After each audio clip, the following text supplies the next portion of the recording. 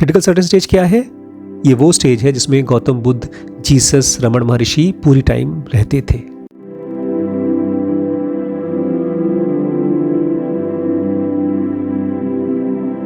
नमस्कार दोस्तों, नमस्कार, स्वागत है आपका ज़ेनोगा चैलेंज 2022 में।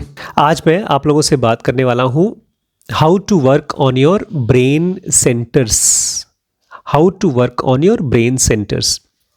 ज़ेनोगा में हमने कितने सेंटर्स पढ़े हैं? 4 सेंटर्स हैं, 5 सेंटर्स हैं, पक्का? टोटल ज़ेनोगा में हमारे माइंड में कितने सेंटर्स हैं? Very good, 7 centres distributed in 4 sections. 7 centres का नाम बताइए। सेंटर्स का नाम: इंटेलिजेंस, आई सेंटर इंटेलिजेंस, ई सेंटर इमोशन या इमोटिविटी, सेंसुओ वाइटैलिटी, और सेक्स सेंटर, और ठीक है, एम मोशन, मैथमेटिशियन और मूवमेंट सेंटर। अच्छा, ये तो हो गया हमारे फर्स्ट सेक्शन में कॉन्शियस माइंड में 4 सेंटर्स। फिफ्थ का 2A एंड 2B, जिसमें से 2B हमको डेवलप करना है, तब जाकर के हम मेडिटेशन कर पाएंगे। इसके बाद नेक्स्ट पैरामेंटल, जिसमें कि मिस्टिकल पावर्स आते हैं। सबसे खतरनाक पार्ट यही है। और लास्ट ट्रांसेंडेंटल, जिसमें कि आप आत्मन हो जाते हो, सोल हो जाते हैं। इससे पहले बात कर रहे थे कल के वीडियो में अवॉइडेबल मिस्टेक्स के बारे में। हमारे ब्रेन में ढेर सारे, इसमें हमने पढ़ा था, हमारे ब्रेन में ढेर सारे लीकेजेस होते हैं। आई सेंटर का अपना लीकेज होता है। कैसा होता है पता है? लीकेज समझते हैं? बह रहा है, बाल्टी में एक कहीं होल है और पानी बह रहा है, या बिजली कहीं से लीक हो रही है। ऐसे हमारे आई सेंटर में एक लीकेज होता है।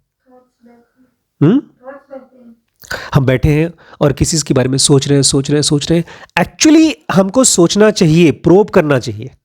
इनफैक्ट जब हम लोग ये वीडियोस देखते हैं, किसी टॉपिक पे डेडिकेटेड वीडियो किसी टीचर ने पढ़ाया है, तो हम ड्रिफ्ट नहीं करते। अगर हम उसकी बात को ध्यान से सुन रहे हैं तो हम ड्रिफ्ट नहीं करते। अगर कोई आदमी किसी प्रोडक्ट पर, किसी टॉपिक सब्जेक्ट पे सोच रहा है, गहराई से सोच पा रहा है, तो वो ड्रिफ्ट नहीं करता। वो है आई सेंटर का काम। लेकिन नॉर्मली हम एक टॉपिक के बारे में सोचते हैं, लेकिन जैसे ही उस टॉपिक से कहीं ड्रिफ्ट हो जाते हैं और बहुत देर के बाद वापस आते हैं, तो जो बीच का ड्रिफ्ट वाला टाइम है, that was I centres leakage. तो एक तरह से हम लोग अपने लाइफ में आई सेंटर को कैसे यूज करते हैं? एक रोड पे, जैसे यहां से स्कूल तक जाना है मान लीजिए, तो हम शाम तक नहीं पहुंच पाते स्कूल, भूल भी गए कि स्कूल जाना है। वो तो कहो रोड बनी हुई है, अगर रोड ना बनी होती तो कैसे पहुंचते? माइंड के अंदर में रोड ही नहीं बनाया। अगर आपने ज़ेनोगा नहीं सीखा तो आपके ब्रेन में रोड नहीं है। तो ये तो हो गया आई सेंटर का लीकेज। दूसरा लीकेज है ई सेंटर का लीकेज। वो कैसा होता है? इसको ज़ेनोगा में कहते हैं डेबिट अकाउंट। हमको लगता है जब हम इमोशन में होते हैं ना, हमको लगता है कि हमको इस इमोशन को जीना चाहिए, और जैसे कोई खुजली होती है, खुजाते रहो। एक बड़ा अजीबो गरीब टाइप का मजा आता है। डेबिट अकाउंट मतलब ये मेरा पैसा है ना, बैंक पे रखा हुआ है, उसको मैं ही खर्च करूंगा। प्लीज इसको पहचानिए, डेबिट अकाउंट को पहचानिए, क्योंकि आप सभी लोग डेबिट अकाउंट में जाएंगे। अभी शीश बेचारा डेबिट अकाउंट में बैठा हुआ है। शायद शीश को लगता भी हो, जैसे हम सबको लगता है कि जब हम इमोशन में कोई बात को सोच रहे हैं, तो हम सोच रहे हैं, हम लोग सब कोशिश करें शीश को निकालने के लिए उसके इमोशन में से, लेकिन वो निकल नहीं पा रहा है क्योंकि वो डेबिट अकाउंट में है। इसको बहुत से अलग अलग तरीके से लोग जीते हैं, डेबिट अकाउंट को, इमोशंस को। सैड सॉन्ग्स, हैप्पी सॉन्ग्स, कुछ खा के भी करते हैं। बट अभी मैं चाहता हूं आप इमोशनली हम कौन कौन सी चीजें करते हैं उसी स्टेट में रहने के लिए, वो बताइए। जानबूझ के बार-बार टॉपिक को सोचते हैं, किसी से बात नहीं करना चाहते, हम आई टू आई कांटेक्ट नहीं करना चाहते, लोगों से मिलना नहीं चाहते, और तो सो जाते हैं। सो करके भी हम लोग अपने डेबिट अकाउंट में रहते हैं। बिल्कुल सही। और हम चाहते हैं, हम अपने नहाना धोना बंद कर देते हैं, अपना एक तरह का दाढ़ी बनाना छोड़ देते हैं, शराब पीते हैं। आजकल तो पूरी दाढ़ी की जनरेशन ही आ गई है, सबके सब डेबिट अकाउंट में रहते हैं। तो ये डेबिट अकाउंट है। ये है ई सेंटर का लीकेज। एस सेंटर का लीकेज कैसे है? ये बहुत रेयर है। पूरी ज़िनोगा में आज तक कभी ऐसा नहीं बोला गया जो एस सेंटर के लीकेज में बताया गया। ज़िनोगा कहती है leakage of S centre consists of nocturnal ejaculations. रात को जो बॉयज़ को, अभी शायद शीश को नहीं होता होगा, बाकी जो 16 साल के बच्चे ऊपर होते हैं उनको स्पर्म्स निकल जाते हैं रात को, नाइटफॉल। तो वो चीज़ एस सेंटर का लीकेज है, अपने आप निकलता है। वो भी जो हम मास्टरबेशन करते हैं, वो भी जितना भी हमारा एस सेंटर का एक्टिविटी है, सेक्स का रिलेटेड एक्टिविटी है, वो सब एस सेंटर की लीकेज है। इसको जज नहीं कर रहे हैं, ये है। जितनी भी सेक्स लाइफ से रिलेटेड इजैकुलेशंस हैं वो हमारे एस सेंटर का लीकेज है। As simple as that. अब आपकी डिसीजन है, आप उसको जीना चाहें उसको जिए, लीकेज करना चाहें लीकेज करिए। अब सबसे इंटरेस्टिंग है, सबसे ज्यादा जो मैंने देखा है होते हुए, वो है एम सेंटर का लीकेज। ये एक्स सेंटर का लीकेज है। शीश का पैर मूव कर रहा है, ये एम सेंटर का लीकेज है।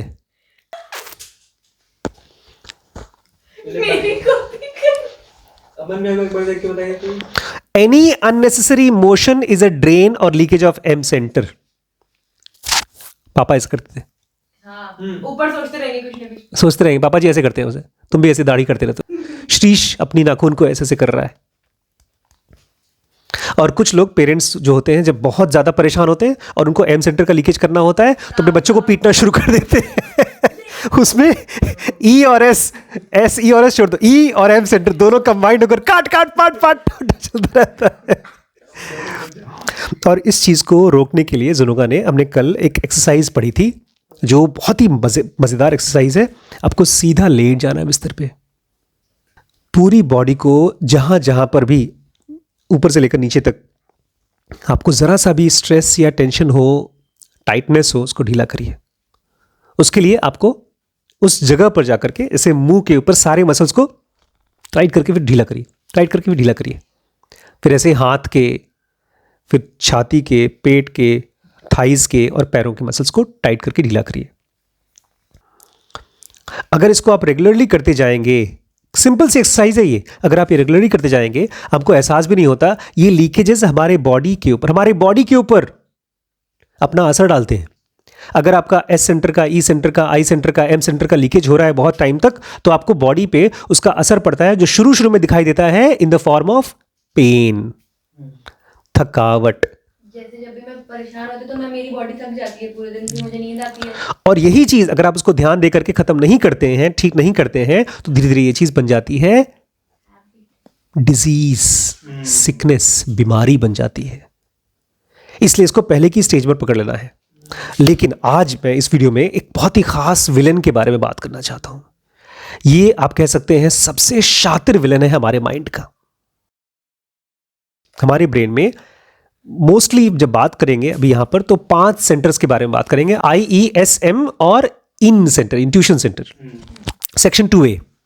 ये पांचों मिलकर के काम करते हैं बॉडी को, ब्रेन को इंटेलिजेंट बनाने के लिए, ग्रो करने के लिए। लेकिन इन पांचों सेंटर्स में जो गद्दी पर जो मालिक बैठा होता है उसको बोलते हैं इन सेंटर्स का ईगो। और जब इन ईगोज पे हम बैठते हैं ना, तो हमको लगता है बस हम ही हम हैं। हमने पढ़ा था 5 मॉडिफिकेशंस माइंड की, कौन कौन सी? Correct knowledge, incorrect knowledge, imagination, sleep और मेमोरी। श्रीश बताएगा। अब जैसे ही हमारा आई सेंटर हर्ट होता है, वो क्या प्रोड्यूस करता है? हर्ट होता है, इनकरेक्ट नॉलेज। एग्जैक्टली। उसको प्रोड्यूस करना चाहिए था करेक्ट नॉलेज, लेकिन वो प्रोड्यूस करता है इनकरेक्ट नॉलेज। वो इसलिए क्योंकि वहां पर वो ईगो की तरह काम कर रहा है। ऐसे ही बाकी ESM में और इंट्यूशन सेंटर में 5 ईगोज होते हैं। ये प्रॉब्लम नहीं करते हैं, ये तो बॉस है। प्रॉब्लम कोई और करता है, जो सबसे बड़ा विलेन है। सबसे खतरनाक चीज पहचानिए, शीश आप देखिए ध्यान से। सबसे खतरनाक चीज क्या है सुनिए, each director has a retinue. ये है खतरनाक चीज। हर एक डायरेक्टर, IESM और इंट्यूशन सेंटर का जो बॉसेस हैं, उन सब के पास अपने अपने हैं रेटिन्यू। RETINUE, इसका मतलब खोज के बताइए। रेटिन्यूज मतलब हेल्पर्स और advisers, but not the main cells. अब आई सेंटर का जो मेन सेल है वो तो इंटेलिजेंस प्रोड्यूस करेगा, राइट नॉलेज प्रोड्यूस करेगा, लेकिन उसका रेटिन्यू बेचारा कहाँ से राइट नॉलेज प्रोड्यूस करेगा? इसलिए वो जब राइट नहीं मिलता तो क्या देता है? रॉन्ग नॉलेज दे देगा। असिस्टेंट एक टाइप। वो चुप रहने के बजाय कुछ ना कुछ बोलता रहता है। सबसे खतरनाक चीज होती है असिस्टेंट। जो राजा होता है वो तो उसको पता है जिम्मेदारी है पूरे राज की, लेकिन जब राजा चला गया तो जो नौकर था वो है तो नौकर, लेकिन राजगद्दी पे बैठ गया है। उसको अब अचानक से नया नया पावर मिला है, तो उस पावर को एंजॉय करना शुरू कर देता है बजाय उस राजा की रिस्पॉन्सिबिलिटी को संभालने का।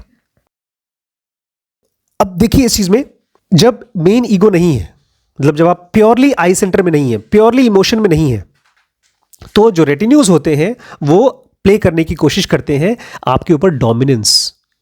डोमिनेंस मतलब जैसे मान लीजिए मेरे अंदर में बहुत स्ट्रांग इमोशन चल रहा है, तो मैं जिस समय बहुत स्ट्रांग इमोशन चल रहा है उस समय अगर मैं हूं, अवेयर हूं, तो मैं संभाल के चलूंगा, संभाल के बोलूंगा, इवन संभाल के सोचूंगा भी। अगर कोई थॉट आया, आप मुझसे पूछेंगे कौन सा विचार चल रहा है आपके मन में, गुस्से वाला चल रहा है थॉट? मैं बोलूंगा नहीं रुको, जो भी थॉट चल रहा है मेरे मन के अंदर चल रहा है, मैं अभी उसको बाहर नहीं निकालना चाहता। ये तो है प्योर आई सेंटर या प्योर ई सेंटर, लेकिन अभी मैं फिलहाल प्योर ई सेंटर में नहीं हूं, मैं उसके रेटिन्यू से गवर्न हो रहा हूं।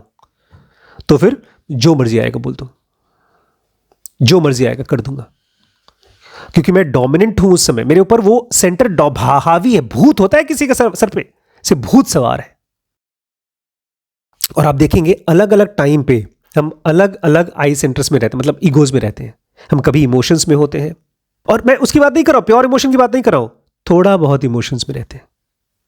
आपने भी कहा एक बहुत इंपॉर्टेंट चीज, मेमोरी का रोल नहीं प्ले करता। मेमोरी एक तरह से छलावे का रोल करता है, धोखा देता है। जैसे मान लीजिए मैंने आपसे कहा शाम को 7 बजे से लेकर के 8 बजे तक आप क्लास बनानी है, और होगा क्या, 7 बजे भूल जाएगा, 7 ही बजे भूल जाएगा, बाकी दिन भर याद रहेगा, 7 बजे भूल जाएगा, क्योंकि उस समय कोई और चीज आ गया, डोमिनेट कर दिया।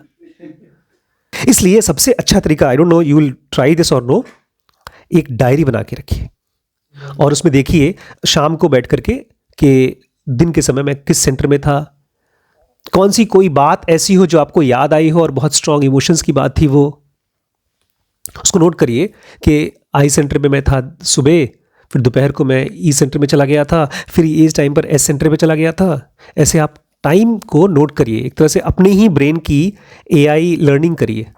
जैसे मशीन लर्न करता है, मशीन लर्निंग कैसे चलती है, उसको डाटा चाहिए होता है, उस डाटा को समराइज करता है, उसमें से कंक्लूजन निकालता है, फ्यूचर के एक्शंस निकालता है। तो जब आप देख पाएंगे अच्छा रुको यार, ये खास टाइम है जब मैं ज़्यादा एस सेंटर पर रहता हूँ, तो उस समय मुझे कुछ और करना चाहिए। इसी से तो ज़ोनोगा की प्रैक्टिसेस निकली हैं, खाना कम करने की, राइट टाइम पर सोने की। वो डॉक्टर सहर की या जो भी पास के मास्टर्स थी, उन मास्टर्स की लर्निंग थी। तो you should be keeping a diary of your different egos at different times. अभी मैं रिसेंटली एक सीरीज देख रहा हूं, उसका नाम है महारानी, और उसमें मैंने एक ऐसी शॉकिंग चीज देखी जो असल में मुझे लगता है हुई है। उसमें दिखाया है कि एक अपर जाति का ग्रुप ऑफ पीपल है, वो लोअर जाति के ग्रुप ऑफ पीपल में गांव में गया। गांव में जो मिला उसको, मतलब ये 10-15-20 लोग हैं, गन के साथ आते हैं, जो मिला, औरतें बच्चे सब कोई गोली मार के खत्म कर दो, मार दो बस, क्योंकि वो लोअर कास्ट के हैं। जो हिटलर के बारे में हमने सुना है कि हिटलर ने किया बहुत लार्ज स्केल पे, वो चीज छोटे छोटे स्केल पे लोग कर रहे हैं। जैसे वो यहूदियों को मरवा रहा था, ठीक वैसे ही ऐसा लिटरली होता है, वहां पर हो रहा है। अभी भी अब सपोजली कम हो गया है, तो अभी हो रहा है। और ये क्यों होता है? क्योंकि उनके पास भी तो हमारे जैसा ब्रेन ही है। जब भी कोई भी किसी को मर्डर करता है, उसके पास तो हमारे जैसा ब्रेन है, उसके पास भी आई सेंटर है, ई सेंटर है, एस सेंटर है। लेकिन होता ये है, जब हम किसी एक सेंटर में बहुत टाइम तक रहते हैं तो हमारा ब्रेन धीरे धीरे परवर्ट होना शुरू हो जाता है। अब जो लोग भी हायर कास्ट के अपने आप को मानते हैं और लोअर कास्ट को मार रहे हैं, there thinking, their understanding is perverted. तो अब वो लोग जो अपने आप को अपर कास्ट मानते हैं, वो राइट नॉलेज है कि रॉन्ग नॉलेज है? इनकरेक्ट नॉलेज है। और वो इनकरेक्ट नॉलेज है क्यों? बिकॉज वो बंदा बहुत टाइम से इसी इनकरेक्ट नॉलेज में रहते रहते रहते रहते इसको बिलीफ बना दिया है। बाद में पकड़ा गया, वो जो गुंडा था पकड़ा गया, और पता है वो क्या बोलता है? चीफ मिनिस्टर को बोलता है, हम खून नहीं कर रहे थे, हम तो वध कर रहे थे। राक्षसों का वध कर रहे थे। भगवान राम ने, कृष्ण ने तो वध किया है ना कंस का, ऐसे हम भी वध कर रहे थे। हम तो समाज कल्याण का काम कर रहे थे। और वो इसलिए था बिकॉज उस आदमी का ईगो एक राइट फॉर्म ऑफ नॉलेज बन ही नहीं पाया, क्योंकि वो खास पर्टिकुलर ईगो में। ऐसे अगर हम लोग ये क्लासेस ना करें, मैं सोच रहा था एक दिन कि मान लीजिए इस क्लासेस को मैं बंद कर दूं, महीने भर के लिए बंद कर दूं, साल भर के लिए बंद कर दूं, तो क्या चीज मिस होगा? हमारा कोई अजीबोगरीब टाइप का ईगो डेवलप होता शुरू हो जाएगा। अजीबोगरीब टाइप की नॉलेज, जो कि नॉलेज है भी नहीं, वो एक परवर्टेड स्टेट ऑफ ब्रेन है। इसलिए आपको दो चार चीजें पूछनी होगी। क्या मैं अपने ईगो को पूरे IESM में बराबर बराबर स्प्रेड करता हूं कि किसी एक में रहता हूं बहुत देर तक, S सेंटर में रह रहा हूं बहुत टाइम तक, E सेंटर में रह रहा हूं, या बहुत ही परवर्टेड -I में रह रहा हूं। -I मतलब ढेर सारी गलत गलत नॉलेज को फिलोसोफाइज करना, जैसे ये आदमी कर रहा था। ये प्लीज इसको ऐसे देखिए जैसे अगर आपके ब्रेन में ऐसा चल रहा है तो क्यों चल रहा है? आपको अपने आप से पूछना पड़ेगा कि मैं सब जगह डिस्ट्रीब्यूट करूं, थोड़ी देर I में रहूं, थोड़ी देर E में रहूं, अगर S में जाऊं तो भी ठीक है, मुझे पता तो चलता रहे, सब जगह डिस्ट्रीब्यूट होना चाहिए मेरा ईगो।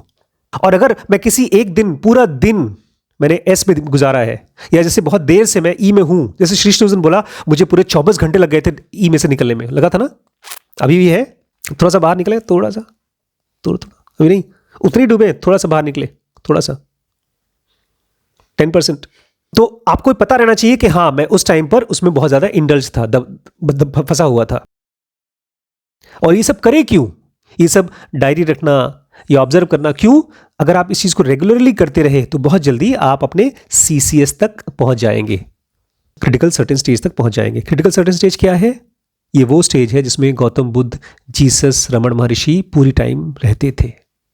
यही अलग अलग ईगोज है जिसकी वजह से हम अपने मूड में रहते हैं, अलग अलग मूड, कभी गुस्से में, कभी दुखी, कभी जेलस में रहते हैं। और इन्हीं अलग अलग ईगोज का कॉम्बिनेशन और परम्यूटेशन हमारे मूड्स को अलग अलग रंग देता है। थोड़ी सी एक इंटरेस्टिंग चीज है, इसको आप समझिए। जनोगा कहती है each centre has its own intensity.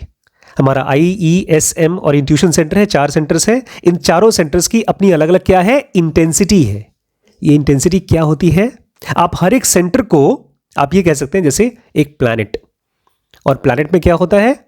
वू वू वू, उसका रोटेशन, और इसके साथ साथ उसका रेवोल्यूशन, उस सूरज के चारों तरफ चलता है। तो हर एक प्लैनेट का अपना रोटेशन, रेवोल्यूशन होता है। ऐसे ही हर एक सेंटर का, अभी मैं I में हूं, अभी कुछ देर बाद मैं E में रहूंगा और उसमें E सेंटर का रोटेशन चल रहा है। जैसे श्रीश अगर इस समय इमोशन में है तो इमोशन का रोटेशन चल रहा है, जू जू जू जू जू जू जू, और इसका रेवोल्यूशन भी चल रहा है। कैसे? आज अभी इमोशन में हूं, अभी एक हफ्ते बाद फिर से इमोशन में आऊंगा।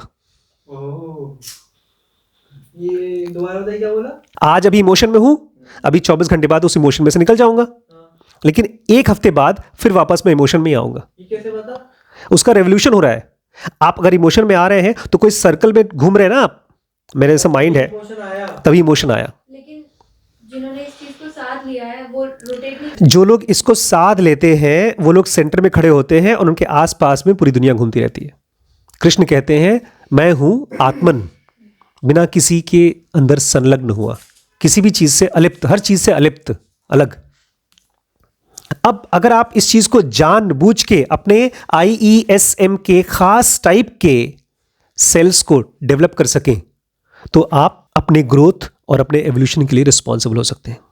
अगर मुझे पता है कि हाँ मैं E सेंटर में आ सकता हूं और उसमें मैं बहुत सजग रहूं तो बहुत जल्दी उसमें से निकल जाऊंगा, और जब मैं ऐसा कर पाऊंगा तभी मैं अपना ग्रोथ और अपना एवोल्यूशन कर पाऊंगा। और यहाँ खाली सेंटर्स नहीं है, हमारे सेंटर्स हैं और उनके सब सेंटर्स हैं, उन सबकी अपनी अपनी इंटेंसिटी है। इसीलिए हमारे पास ढेर सारे मूड्स हैं, ढेर सारे मूड्स। आज मैं आपको एक मेडिटेशन करने के लिए क्वेश्चन चाहता हूं, आप इसको लीजिए। मेडिटेशन तो नहीं कर पाएंगे बट कम से कम ड्रिफ्ट राइटिंग करिए, लिखिए उसके बारे में। जो भी इस क्वेश्चन का आंसर आपको समझ में आता है उसको लिखिए। 1 point, 2 point, 4 point, 10 point question लिखिए। Which of my centres suffer from leak. Automatically मत सोचिएगा हाँ मुझे पता है इसका आंसर, ऐसा मत बोलिएगा। आप लिखिए कि कौन सा सेंटर मेरा ब्रेन में सबसे ज्यादा लीक करता है, और यह भी समझिए कि लीकेज मतलब वेस्ट। और अपने आप से पूछिए मैं कितना इंटेलेक्चुअल, इमोशनल, फिजिकल और सेक्सुअल एनर्जी को बचा सकता हूं वेस्ट होने से। ये जब आप पूछना शुरू करेंगे तो ये एक बहुत बड़े मशीन की तरह काम करेगा। जैसे ही आप इमोशनल स्टेट में जाएंगे वो मशीन आपको वापस लेकर आएगी। अभी फिलहाल ये नहीं दिखता कि इससे कुछ काम होगा, बट जैसे आप क्वेश्चन पूछना शुरू करते हैं वो मशीन एक वैक्यूम क्लीनर की तरह अंदर ब्रेन में काम करती है और आपको वापस लेकर आती है। तो ये ट्राई करिएगा दोस्तों। और दोस्तों आपके लिए न्यूज़ ये है कि मैं बहुत जल्दी बैंगलोर आ रहा हूँ और मैं बॉम्बे भी आ रहा हूँ। मैं दिसंबर में बैंगलोर आ रहा हूँ और जनवरी में मैं बॉम्बे आ रहा हूँ। तो आप लोग ये व्हाट्सएप है, इस पर कनेक्ट करके डेट और जगह, लोकेशन, ये दोनों चीज़ें डिस्कस कर लीजिए और अपना रजिस्ट्रेशन करा लीजिए। ठीक है, थैंक यू।